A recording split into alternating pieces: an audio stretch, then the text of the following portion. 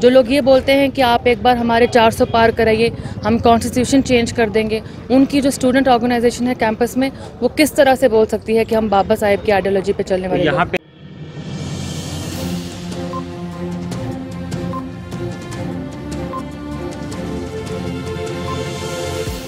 झूठ से दूर, खबरों से भरपूर। हम जवाहरलाल नेहरू यूनिवर्सिटी में हैं। देश की चर परिचित यूनिवर्सिटी है, दुनिया में इसका बड़ा नाम है। चुनाव की पूरी तैयारियां हो रही हैं, यहाँ पर चुनाव का बिल्कुल बच चुका है।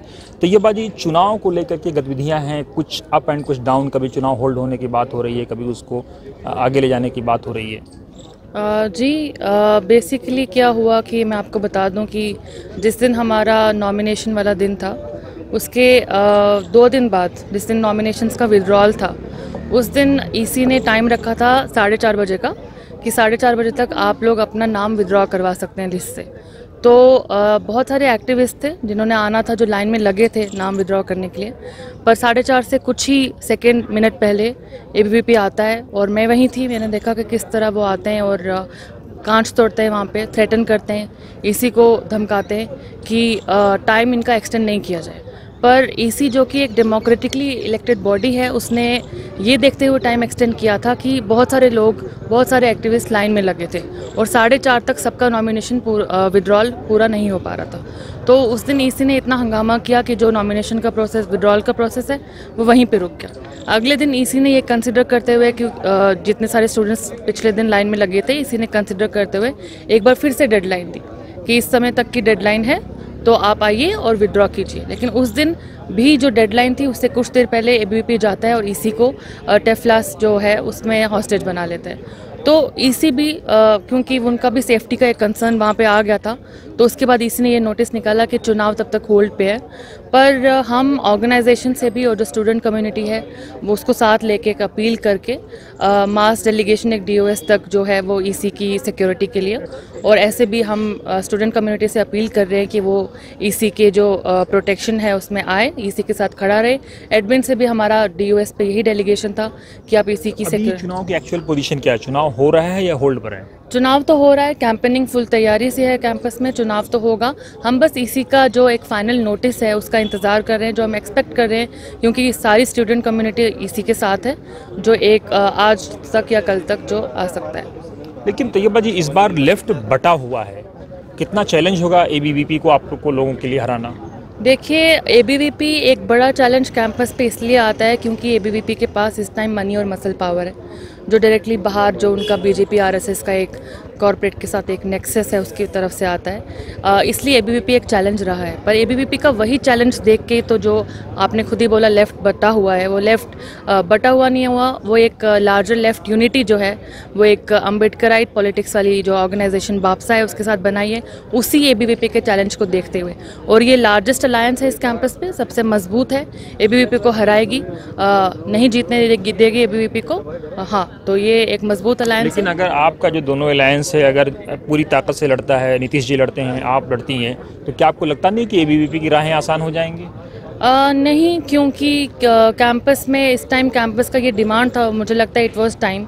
और भी यूनिवर्सिटीज़ हैं, आप एचसीयू देख लीजिए, पौंडीचेरी देख लीजिए, गुजरात देख लीजिए, वहाँ पे एबीवीपी के इसी चैलेंज को डिफीट करने के लिए जो लेफ्ट और अम्बेडकराइट पार्टीज़ हैं वो साथ में आई हैं।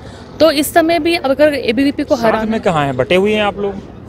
और जो वहाँ पे जो यूनियन है उसमें साथ में है, उसकी मैं बात कर रही हूँ। तो जेएनयू-एसयू के चुनाव में भी एबीवीपी का वही चैलेंज देखकर तो जो अम्बेडकराइट पॉलिटिक्स का हमारा ऑर्गेनाइजेशन है उसको साथ में लेकर चलने की ज़रूरत थी, इसीलिए तो ये अलायंस बनाया गया।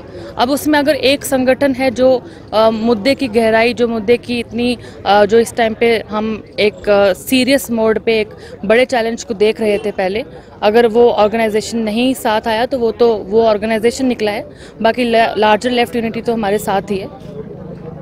एक चीज़ और है, एबीवीपी को अगर हम देखते हैं तो एक तरफ वो विवेकानंद को साथ लेके चल रहे हैं, अंबेडकर जी को साथ लेके चल रहे हैं, बीच में एपीजे अब्दुल कलाम साहब को भी साथ में लेके चल रहे हैं। एक तरफ अंबेडकर, एक तरफ कलाम साहब और तीसरी तरफ जो है विवेकानंद। देखिए, आइकॉन्स को हम देख लीजिए या जो हमारे प्रोमिनेंट फिगर्स हैं, जो हमारे एक तरह से रोल मॉडल्स रहे हैं, उनको अप्रोप्रिएट करने की एबीवीपी की तो पुरानी वो है, चाल है।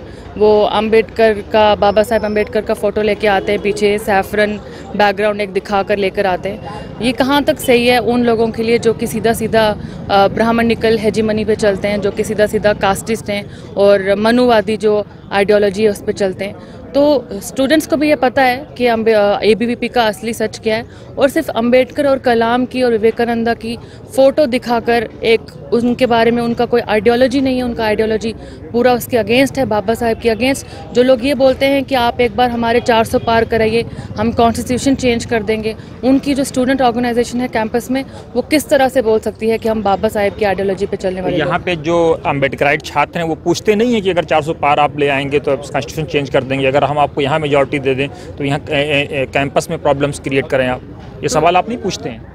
तो वही सवाल एबीवीपी से पूछे जा रहे हैं। इसलिए तो हमने बोला कि एक हमारा जो पैनल है वो एक लेफ्ट अम्बेडकराइट यूनाइटेड पैनल है, जो साथ होकर यही बोल रहा है कि एबीवीपी के इस चैलेंज को आप पीछे कीजिए, क्योंकि उन्होंने जिस तरह से क्रैक डाउन करके, जिस तरह से बोलने वाली जितनी भी आवाज़ें हैं उनको जेल में डाल के, मुसलमान बोलता है तो उनके घर बुलडोज कर देते हैं, दलित बोलता है तो ये उनको लिंच कर देते हैं, उनको किस तरह से ये आदिवासियों को देखना तक नहीं चाहते। तो ऐसे लोग हैं, तो इनसे यही सवाल पूछने के लिए तो ये अलायंस बनाया गया है।